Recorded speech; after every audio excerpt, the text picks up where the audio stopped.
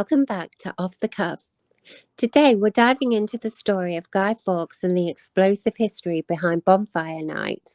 Ooh, I love this topic. Nothing says autumn in the UK quite like Bonfire Night. Fireworks, sparklers, toffee apples, but underneath all the fun, there's quite the story, isn't there? There really is. I mean, most of us know the rhyme, remember the 5th of November, but how many people actually know the full story of what went down? Exactly. So today we're going to unpack the history of the gunpowder plot, the infamous role of Guy Fawkes, and how a failed assassination attempt on King James I turned into one of Britain's longest-standing traditions. Let's start with a bit of historical background. It's England in 1605, and there's a lot of tension between Catholics and Protestants. Queen Elizabeth I has passed, and now her successor, King James I, is enforcing anti-Catholic laws. This has left many Catholics feeling marginalised and persecuted.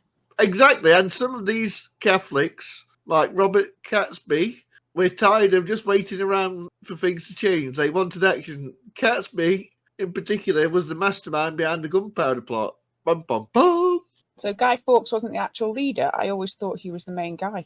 That's a common misconception. Guy Fawkes was actually more of a gunpowder expert who joined the plot to help with logistics. He knew how to handle explosives and was supposed to set off the blast. And the plan itself was bold. Catesby and his group wanted to blow up the Houses of Parliament, where King James I and other government officials were inside. They were hoping to kill the king and replace him with a Catholic monarch. So basically, they were planning one of the most ambitious and dangerous political moves in British history. That's right. So this group of 13 conspirators, including Guy Fawkes, rented a cellar beneath the House of Lords and began moving in 36 barrels of gunpowder. 36 barrels? Can you imagine? That would have been an insane explosion. Absolutely. They calculated the explosion would not only take out everyone in the House of Lords, but could even damage buildings nearby. The goal was total devastation. But that's where things got tricky. Just days before the planned explosion, an anonymous letter was sent to one of the members of Parliament, warning him to stay away from the House of Lords on November the 5th. This led to a search, and that's when authorities found Guy Fawkes guarding the gunpowder stash in the cellar. Caught red-handed. I've always wondered if they figured out who sent that letter.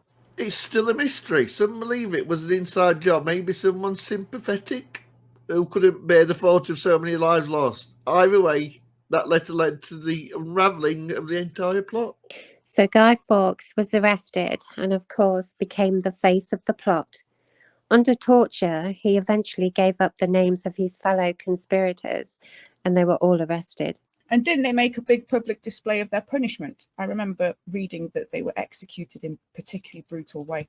Oh yes, the government wanted to send a strong message to deter any future rebels. Guy Fawkes and his conspirators were sentenced to be hanged, drawn and quartered, a notoriously gruesome punishment.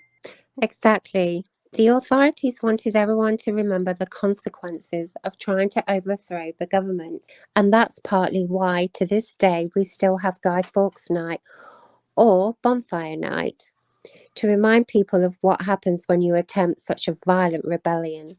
Wow, it's pretty insane to think this celebration we enjoy with fireworks and sparklers actually has some dark origins. Let's talk a bit about the traditions that developed after Guy Fawkes and his co-conspirators were executed.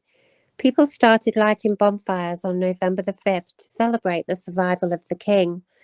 Over time, it became a yearly tradition. And then came the fireworks, right? I guess they symbolise the explosion that never happened.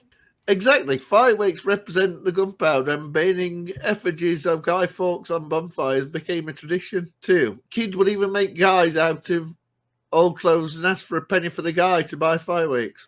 It's a bit eerie when you think about it, but for many of us, Bonfire Night is mostly a chance to come together, watch fireworks and enjoy the warmth of a bonfire in the chilly November air.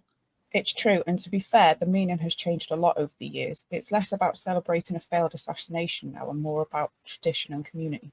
It's interesting to think about how Guy Fawkes has evolved in modern culture too. These days, he's almost seen as a symbol of rebellion. Thanks to films like V for Vendetta, the Guy Fawkes mask is now an icon for protest movements worldwide. Yes, the mask represents defiance and the idea of standing up against corruption. In some ways, it's become separated from the original story and stands for something much broader. It's amazing how much history and tradition can change meaning over time. I think people are drawn to the idea of questioning authority, and Guy Fawkes' story has that element of challenging power. Definitely, Bonfire Night might have started as a celebration of the government's survival, but now it feels like it's about reflection, community, and even a bit of rebellion. Wow, that's all for today's episode of Off the Cuff. We hope this look into Guy Fawkes and Bonfire Night has added a new layer of meaning to your celebrations. Thanks for joining us, whether you're watching fireworks or standing by the bonfire. Remember the story behind it all. And let's keep the conversation going. Share your favourite Bonfire Night memories with us on social media. Until next time, keep questioning, keep learning, and enjoy the fireworks. Bye! Bye.